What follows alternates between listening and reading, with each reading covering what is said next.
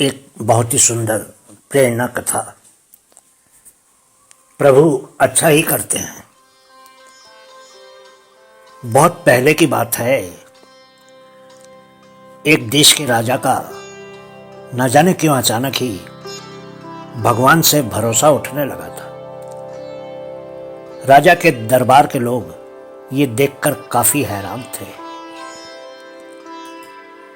उनके दरबार में राजा के एक मंत्री को भगवान पर बहुत अधिक विश्वास था।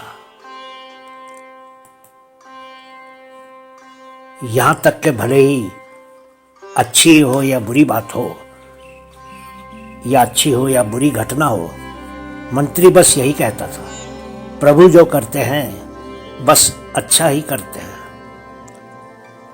उसका विश्वास कभी भी डगमगाता नहीं था। मंत्री इस वाक्य को दिन में कई कई बार बोलता था और ये वाक्य उसका तकिया कलाम ही बन गया था।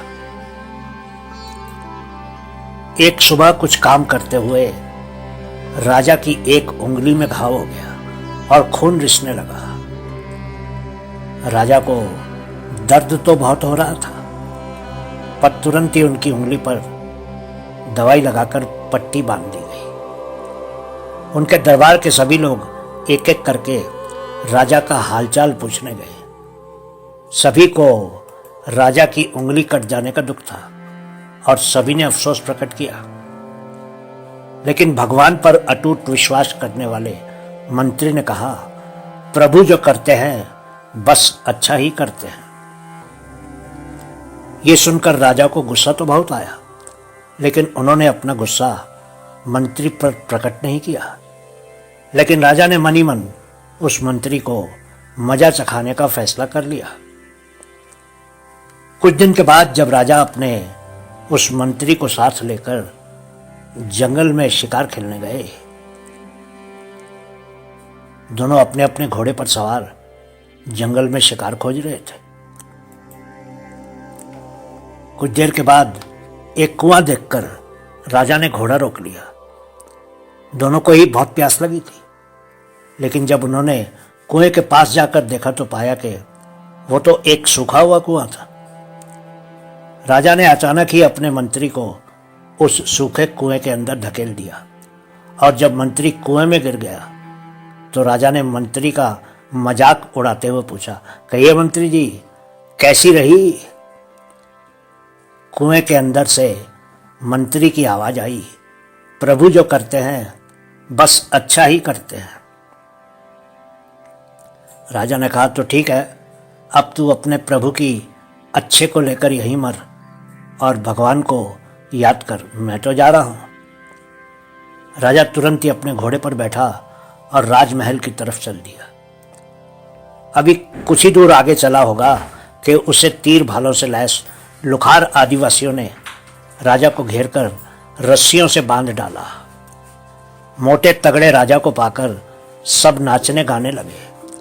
असल में वे अपनी वन देवी के आगे बलि चढ़ाने के लिए एक तगड़े आदमी को खोज रहे थे। उन्हें तो गहनों वस्त्रों से सजा राजा मिल गया।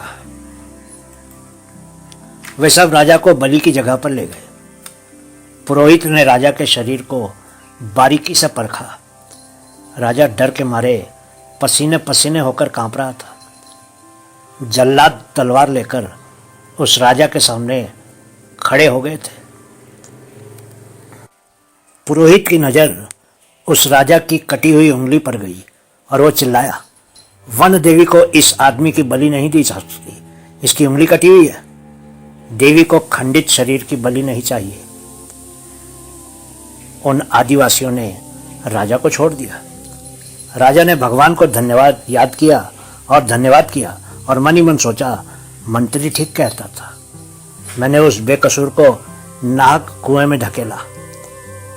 राजा घोड़े पर सवार होकर कुएं के पास पहुंचा, अपनी पगड़ी की रस्सी बनाई और कुएं में लटकाकर मंत्री को बाहर निकाल लिया।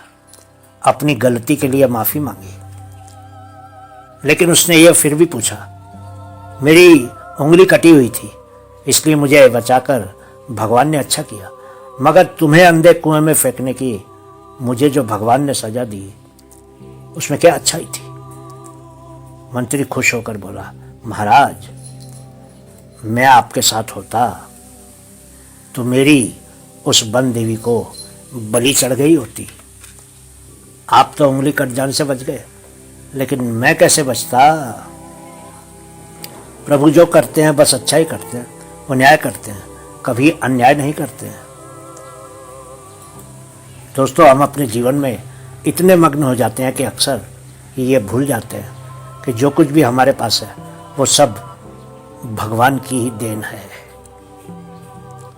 हम तो प्रभु को धन्यवाद कहना भी भूल जाते हैं।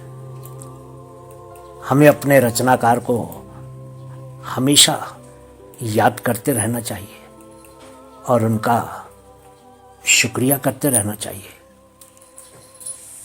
प्रभु के खेल वो ही जानते हैं। जैसे कि आपने सुना कि उंगली कटी होने के कारण राजा की जान बच गई और कुएं में धकेले जाने के कारण मंत्री की जान बच गई। इसलिए इस मंत्र को हमेशा याद रखिए कि प्रभु जो करते हैं बस अच्छा ही करते हैं। बहुत बहुत शुक्रिया।